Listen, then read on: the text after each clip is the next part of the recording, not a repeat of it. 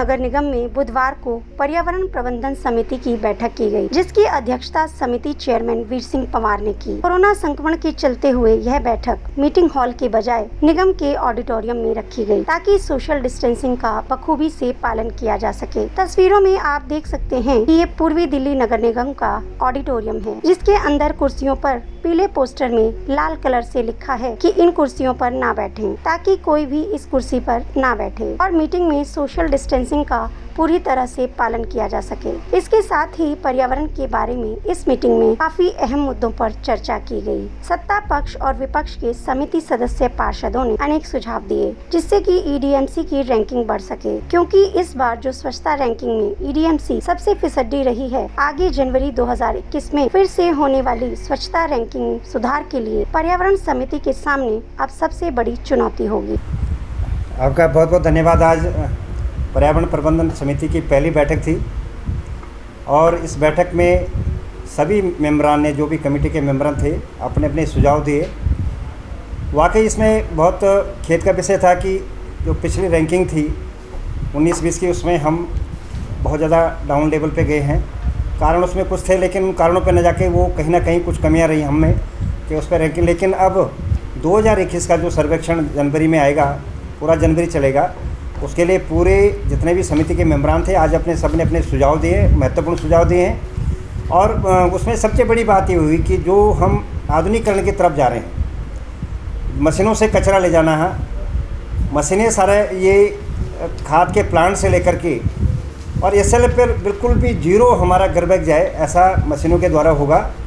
तो उस विषय पर भी काफ़ी चर्चा हुई, काफ़ी क्वारी जो समिति मेंबरान की थी और उसमें जो अधिकारी थे उन्होंने अपना जवाब भी दिया।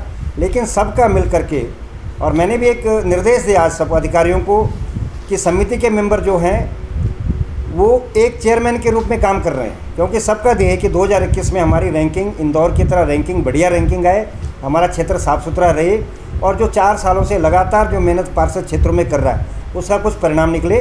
तो इस कारण से ये मेट्रो कंपनी को जो हमने ये पूरा कचरा का जो गार्बेज मैनेजमेंट का जो हमने इनको कॉन्ट्रैक्ट दिया है, उस पर पूरी निगरानी के साथ और इसमें एग्जीक्यूटिव विंग, पॉलिटिकल विंग दोनों मिलकर के काम करेंगे। मेट्रो कंपनी को दिए गए कूड़ा उठाने के टेंडर का मुद्दा इस मीटिंग में काफी गरमाया। विपक्ष ने इस मुद्दे पर कई आरोप भाजपा पार्षदों पर लगाए। उन्होंने कहा कि भाजपा और अधिकारियों की मिलीभगत से ही ईडीएमसी में काम न होने की वजह से स्वच्छता की रैंकिंग में सबसे पीछे रही। यही नहीं, वार्ड में कोई भी अधिकारी जाकर नहीं देखते कि किस तरह का काम हो रहा है। कोई बात आती है तो गाज छोटे कर्मचारियों पर गिरती है, अधिकारी मौज में रहते हैं। विपक्ष ने मांग की है कि अधिकारियों को जिम्मेदारी सौंपी जाए और लापरवाही होने पर कर्मचारियों के साथ अधिकारियों पर भी गाज गिरे।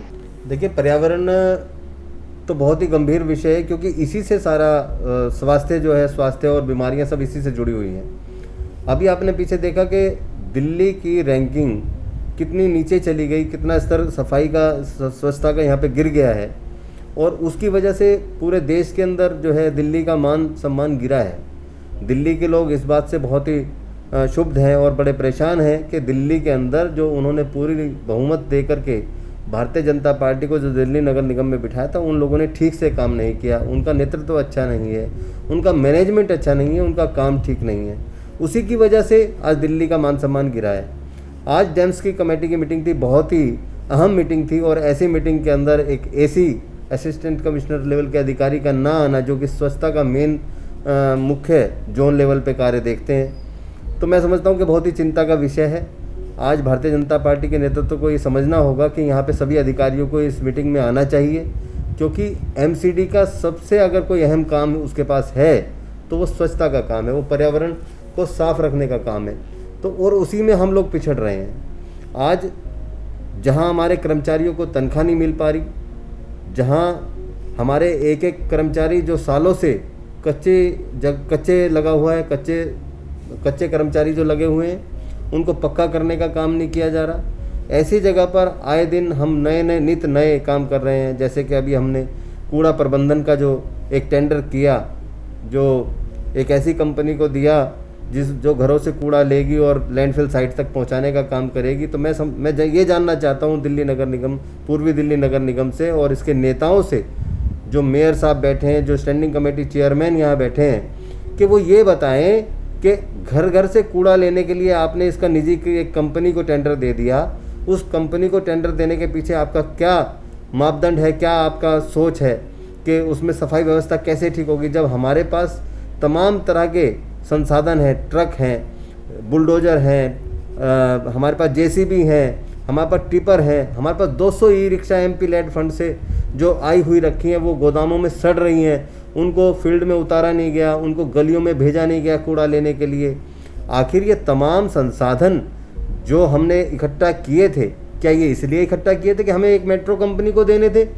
अगर मेट्रो कंपनी को टेंडर दिया जाना था, वो क्या उसी के लिए हमने ये सारे संसाधन जुटाए थे? केंद्र सरकार से के फंड से ये संसाधन खरीदे गए, दिल्ली सरकार के फंड से संसाधन खरीदे गए, तो किस लिए आपने ऐसा किया और क्यों संसाधन खरीदे थे अगर मेट्रो को टेंडर देना था तो? पर्यावरण समिति की पहली मीटिंग रही, जिसमें कि काफी अहम मुद्दों पर चर्चा के साथ सभी पक्ष और विपक्ष पार्षदों ने मिलकर पर्यावरण को सुधारने के लिए पुरजोर मेहनत करने का आह्वान किया। इसके साथ ही कोरोना संक्रमण के दौरान अपनी जान गंवा चुके स्वच्छता कर्मियों के लिए 1 मिनट का मौन रखकर उनको श्रद्धांजलि दी गई। प्रिंस सोलंकी, तेज निगाहें, दिल्ली।